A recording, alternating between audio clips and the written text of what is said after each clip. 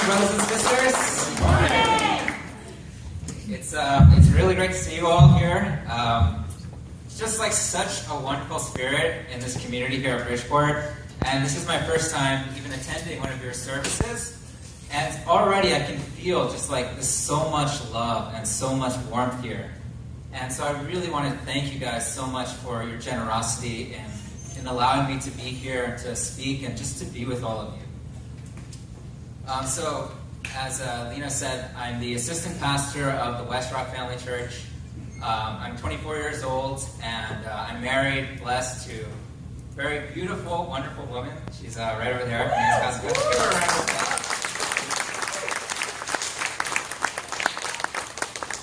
And again, I just really want to acknowledge all of you for choosing to be here, because that really was your choice. Like, you woke up this morning, and you had a choice. Right? You had a choice. A couple more hours of sleep, go to church.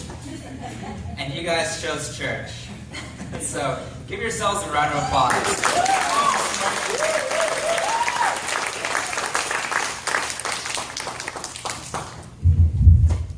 So this is really it, right? This is the moment where you all get to make a choice, where I get to make a choice. So we can be here and listen to a sermon and maybe get some new insights, maybe have some new understandings, maybe make some new opinions about the speaker, about myself. Or you can take whatever you get here and really take it to your life. Take it to the place where it matters most to you, in your family, in your relationship, with your friends, and the difference that you want to make in this world. I'm asking you, and I'm inviting you, to take this opportunity to get something for yourself that's going to make a real difference for you. So, how does that sound? Sounds good. Sounds good to you? All right, sounds good to me. So, also, I'm going to be sharing a little bit about my own personal testimony. I'm committed to really just being transparent with people. Our true Father talks about living with no shadow. And to me, that really means like being yourself wherever you go. And just being open with people, letting people know who you really are. So I'm going to be sharing about my own personal life, but I'm also going to be sharing from a speech from Reverend Sun Myung Moon, our true Father. And let me just get the clicker. So this is a speech, it's called Absolute Value Perspective, and it's a speech that Father gave in 1982. And I just wanted to read a couple excerpts from it to really get like the essence of where this sermon's coming from. Okay? So absolute value perspective. If we are to characterize today's world in one word, we can say that it is a world of great confusion. What would be the reason behind such a worldwide confusion? The cause can be attributed to many things, but the ultimate reason lies in a conflict of value perspectives. Confusion arises because standards of truth, of goodness, and of beauty differ from person to person, from nation to nation, from race to race, and from one thought system to another. And what then is the basis of that difference in value perspectives? It stems, first of all, from egoism. Almost without exception, each individual is a prisoner of egoism. Each nation has become a prisoner of egoism. And each race is selfishly pursuing their own interests. And secondly, the difference in value perspectives stems from differences in thought. The world abounds with various thoughts, and each keeps many adherents captive. Accordingly, we cannot help but say that the way to save mankind from certain destruction is first to eliminate egoism, and second, to solve the problem of differences of thought. Okay. So my sermon today is about shifting our perspective. Okay, because really, we all live our life in a contextual existence. And I'm going to be using the word context a lot during the sermon.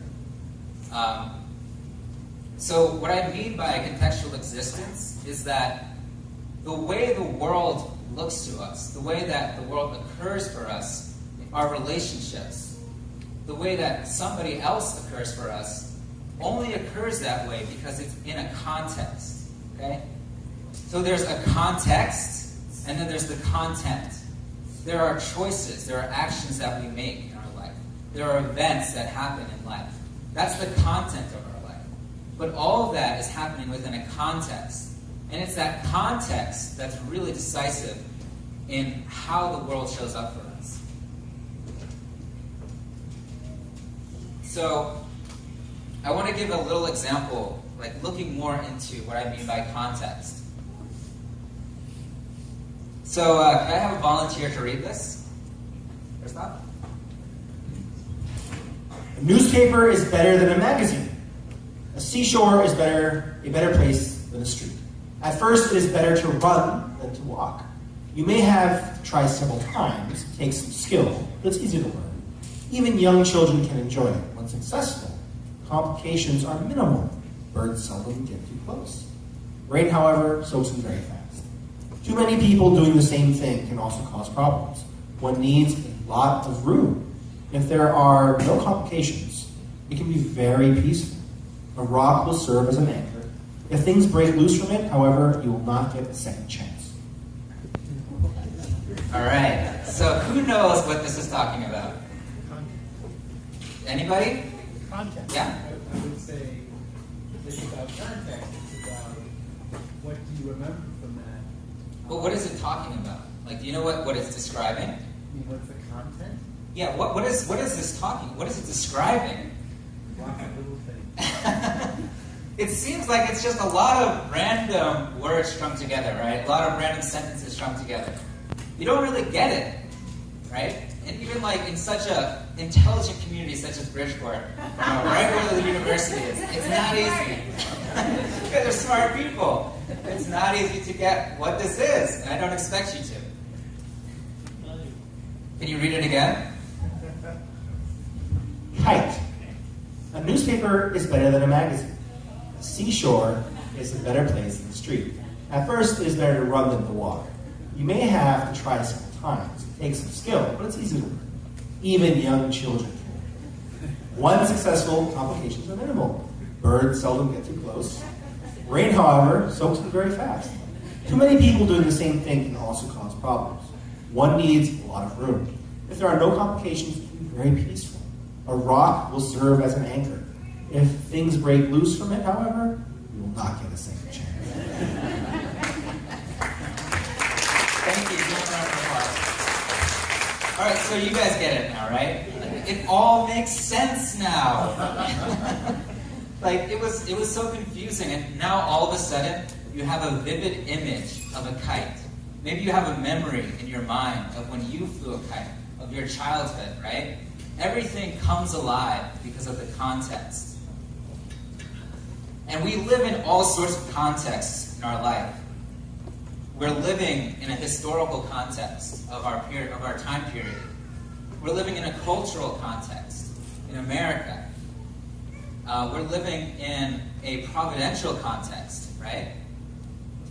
And I don't know if you've ever had an event that happened to you. It might have been like a painful experience for you, where maybe you lost a job or something. Maybe you ended a relationship that was important to you. Or maybe you had a family member who was important to you pass away. Right? So we have these painful experiences. And at the time, sometimes it seems so pointless. Like, why is this happening to me? Like, why is this happening to my family?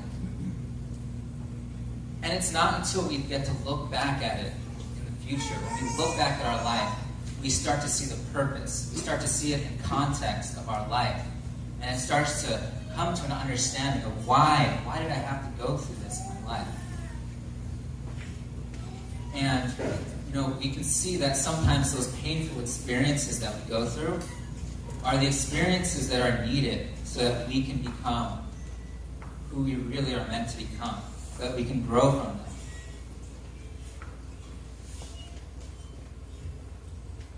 So what is context made out of? The context is really, it's our beliefs, it's our opinions, it's our judgments,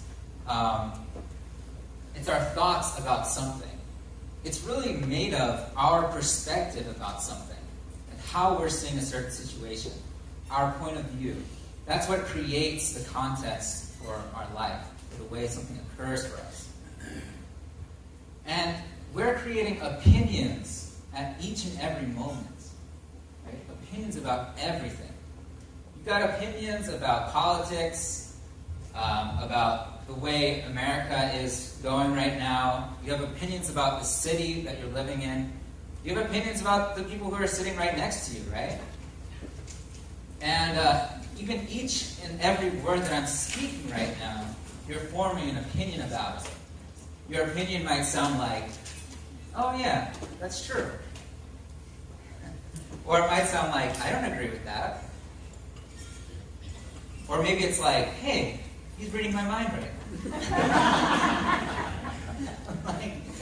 You're forming an opinion with each and every word about myself, about me, about the words I'm speaking, my sermon. And there's really nothing wrong with having an opinion about something. There's nothing wrong with that. But the danger is when we start to relate with our opinions as the truth. Like the way that it occurs for us as the way it is. Like, no, that person is, it's not that I think that person is annoying or that person is lame. That's the way they are. Like, that's the truth about it. We start to get a fixed point of view about our world, about the way the people are in our relationships. That person is, I just cannot relate with that person. I just can't get along with that person because they just don't express themselves. They're just not my type of person. Right? We start building these concepts about people and about the world that we live in.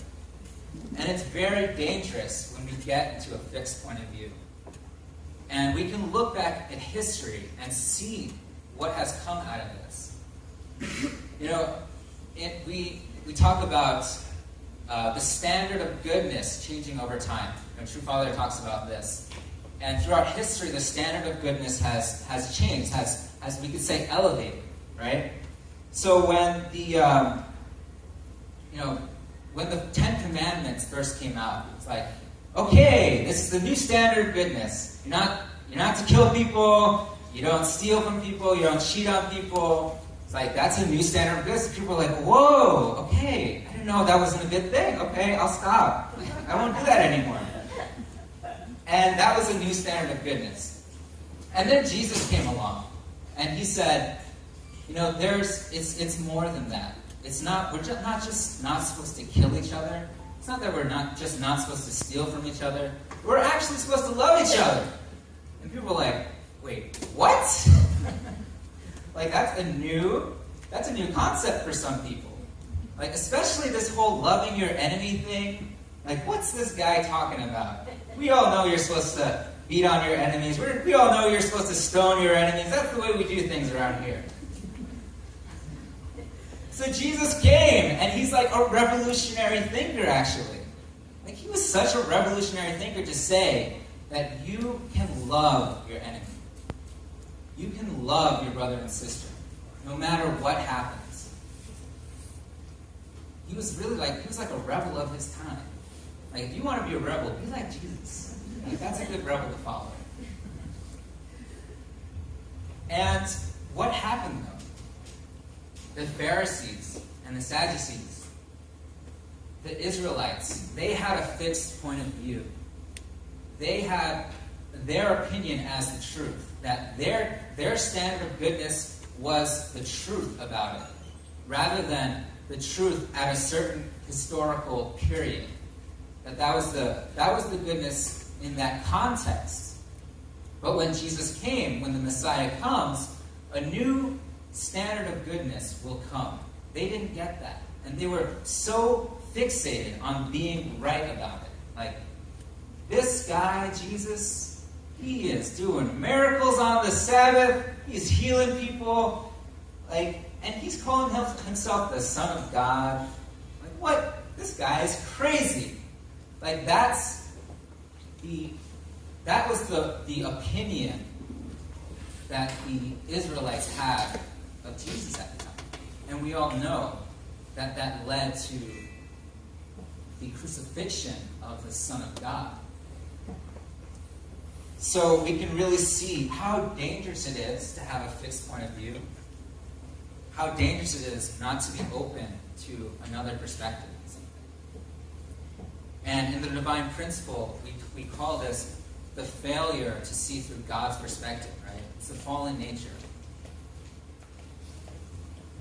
And really, the divine principle is such an amazing tool that we have in our movement.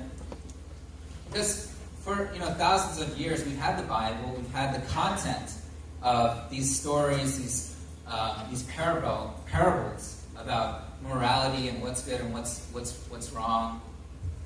But we never had the context of those stories, the context of God's thought, God's perspective on the Bible. And that's what we get out of the divine principle. We actually get the context of all that. And so, it's easy for us to look back on some of the figures in providential history and think, what were you thinking? Like, John the Baptist. Come on, man. Wasn't it kind of obvious what your job was? Simple job. You follow Jesus. You unite with him. That's what your job was. And why couldn't you get that? It's easy to look back at people and say, and see how they didn't get it. But what we have to realize is in our own life, it is very difficult to realize that we don't see that it's our perspective, that it's a perspective and not the truth of the matter. It's like fish and the water. Okay? What do I mean by that? Like, if I asked a fish can tell me. If I asked a fish, hey, how's the water? What's a fish going to say? What water? Right? Like, what water? What's water? That's just life for a fish. A fish has been swimming in water. That's all it knows. Imagine since you were born, you were wearing sunglasses until now. You never took off the sunglasses. You wouldn't know, but the world to you would appear really dark. I don't mean scary, I just mean dark. And to you, that's the only thing that you know. That's the truth, that the world is a dark place to you. So I want to share a testimony in my own life when I realized that my perspective was completely off. And it really changed my life when I could shift my perspective.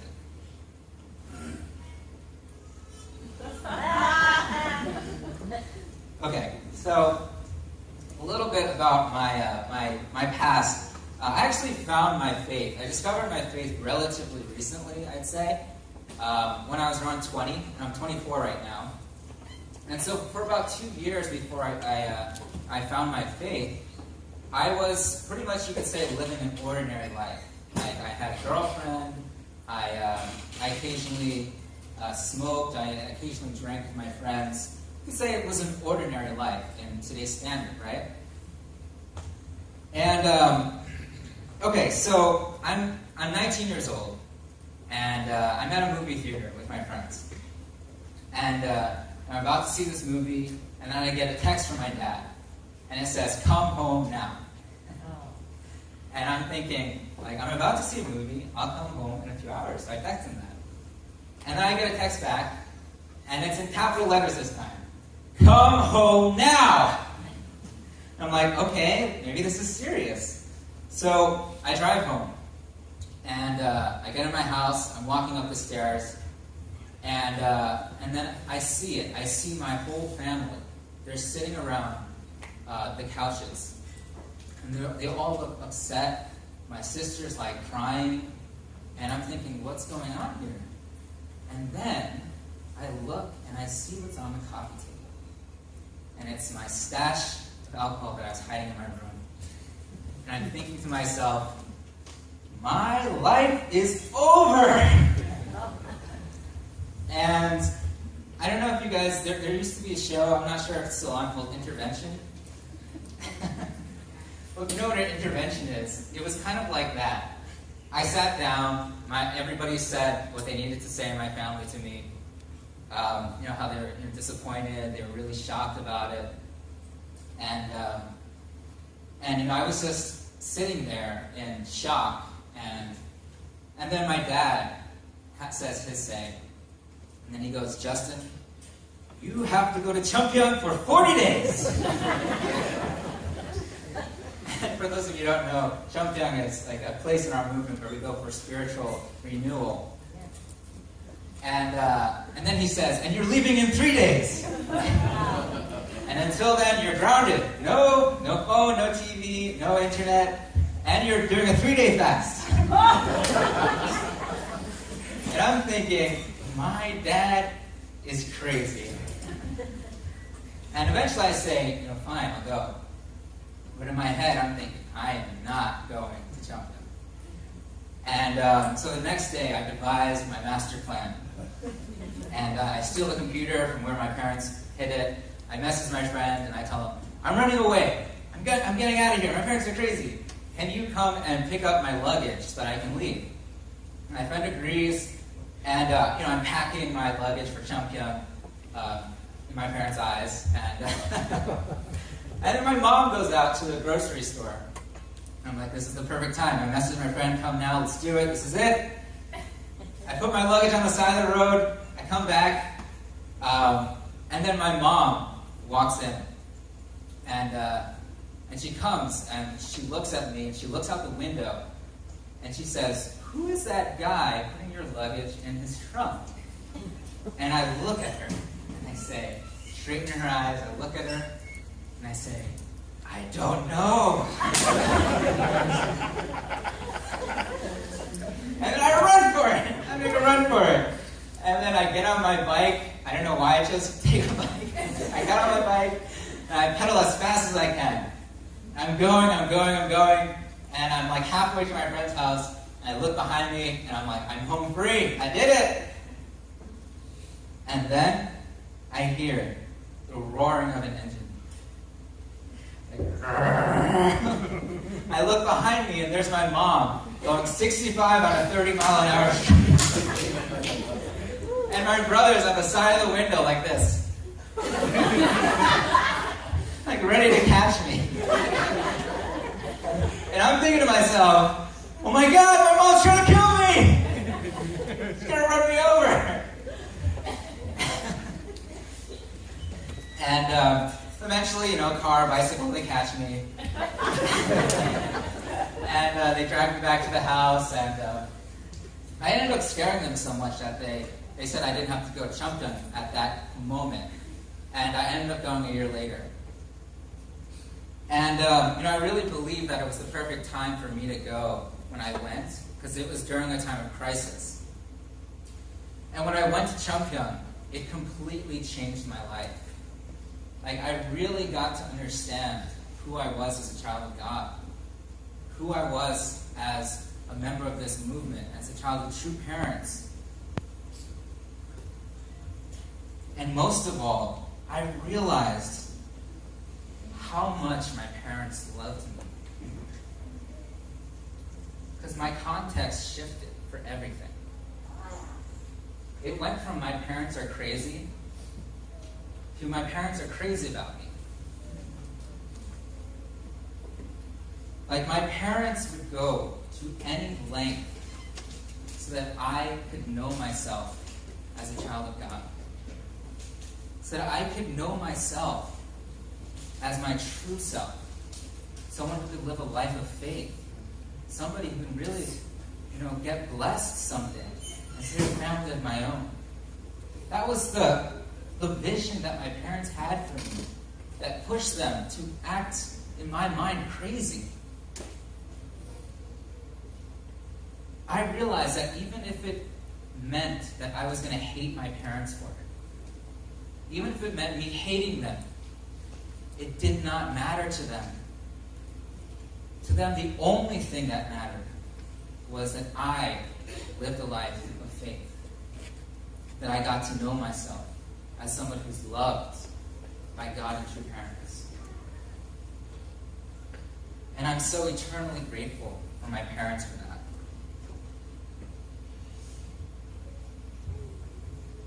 So, looking back, when I look back on that, it's really nice to look back in hindsight and say, I had the wrong perspective. To say that I had it wrong at the time. But it would have been really nice if I could have seen that in the moment. If I could have seen that all of this craziness that I saw was actually love for their son. I would have loved to be able to do that. So what does it take? What does it take for us to see God's perspective right now, in the moment, while it's happening? Well, it starts off that we have to rid ourselves of egoism, as Father says. We have to rid ourselves that we have the right perspective, that we are right, that they really are crazy. We have to stop relating to our opinions about people, our opinions about the situation, as the truth about the situation. And instead, start to realize that it's our perspective about the situation. That it's the way that it occurs for us, not the way that it is. Okay? You guys are with me? Yeah. So that's really the first step in seeing that there's another perspective out there. Is just letting go of our rightness, letting go of our perspective being the only way that it could be. And then start being interested in what somebody else has to say. Start being interested in what God has to say. Because really, these opinions, these judgments, we have so many of them.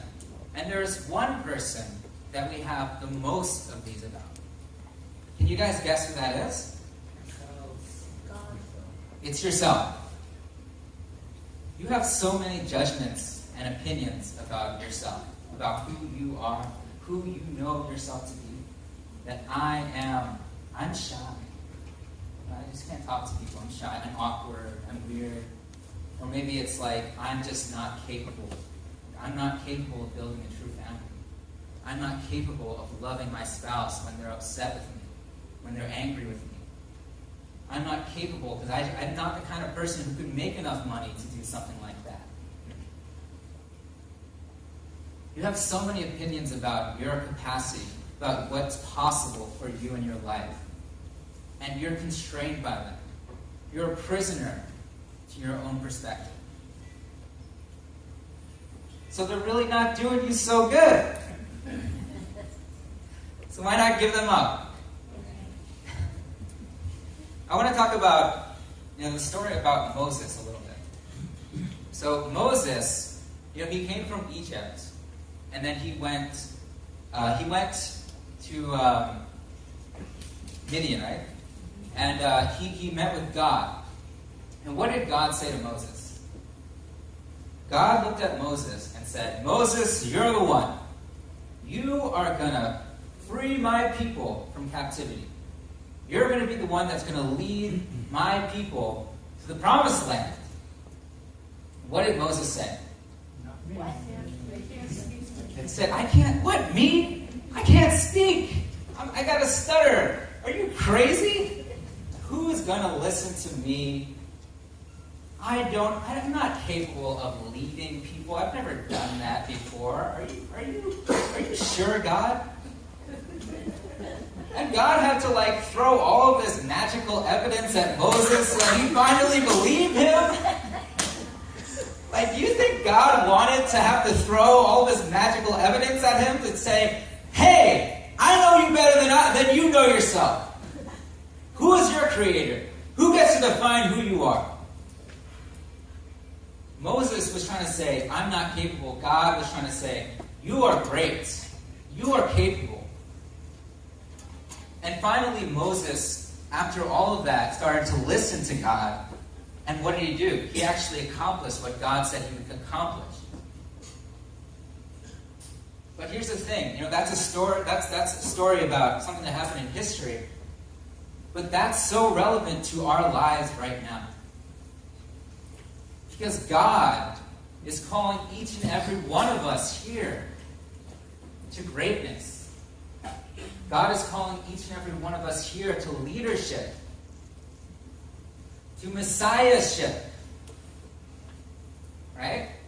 We have been appointed private messiahship to go out and free this world of the prison of their own perspective. People in this world, they don't get how powerful they are. They don't get to see how loved they are and how much they can love. And God is trying to tell each and every one of us, you are so great. You are so capable. And I want you to do this. And the first thing that comes up in our mind is going to be our perspective. It's going to be what we think about what we know about ourselves. No. I don't know about that. I'm not a great speaker. I can't go out and preach. I'm not a great singer. I can't praise God.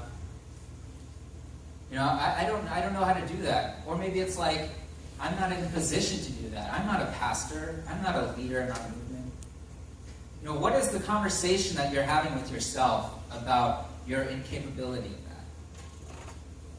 Maybe we can start to have a conversation with God and start listening to what God has to say about us, about what we're truly capable of as sons and daughters of God.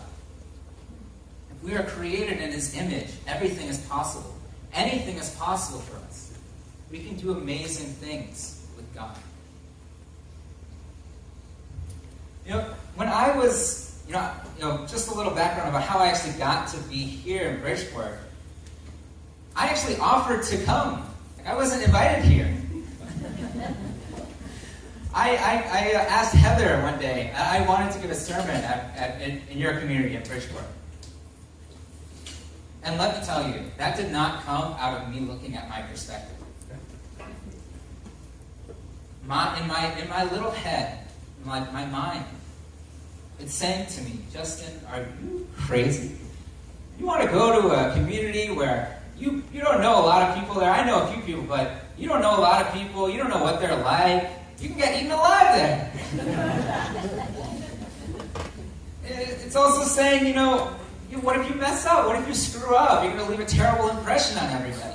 That's my little perspective right here, talking to me. But when I asked God, the way I got here was to our movement, to the people that I loved so much. And God said to me, Justin, I gave you a gift. Justin, you can speak my word. You can share my heart with people. You can share your heart with people. I want you to go and preach and do what you love to do. Because this really is what I love to do. And when I thought about that, when I just resonated with what God wanted from me, what God was saying to me is, Justin, you're so great. You're so wonderful. And that's what God is saying to each and every one of you. That you're so great. You're so wonderful. And shut your freaking mind up.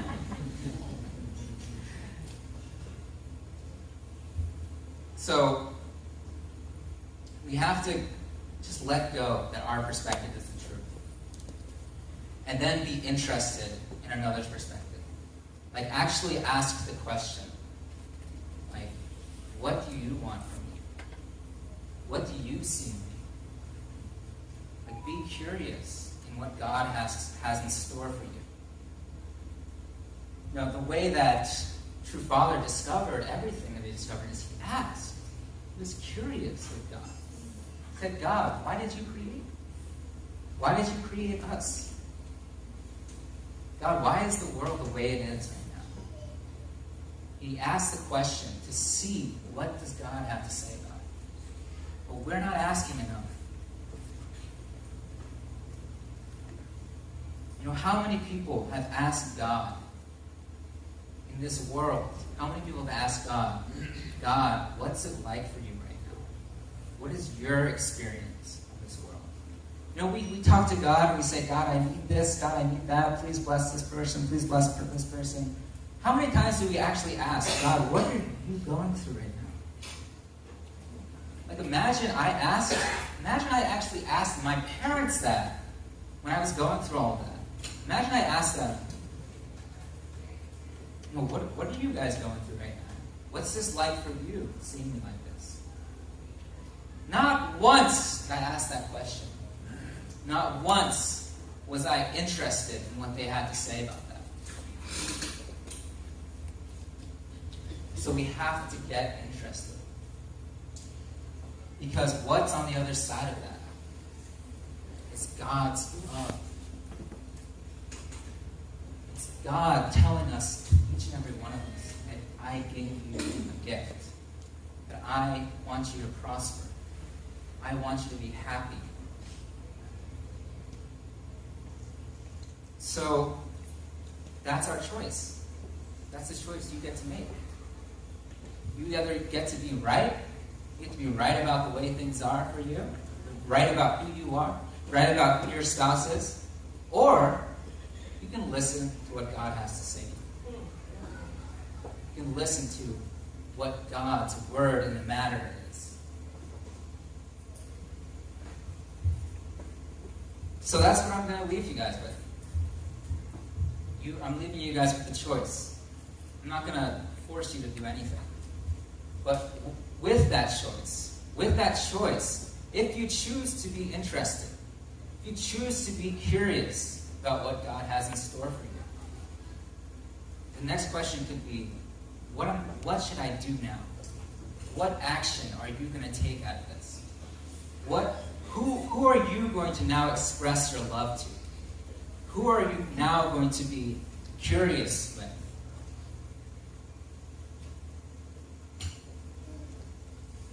Because that's what God needs from us.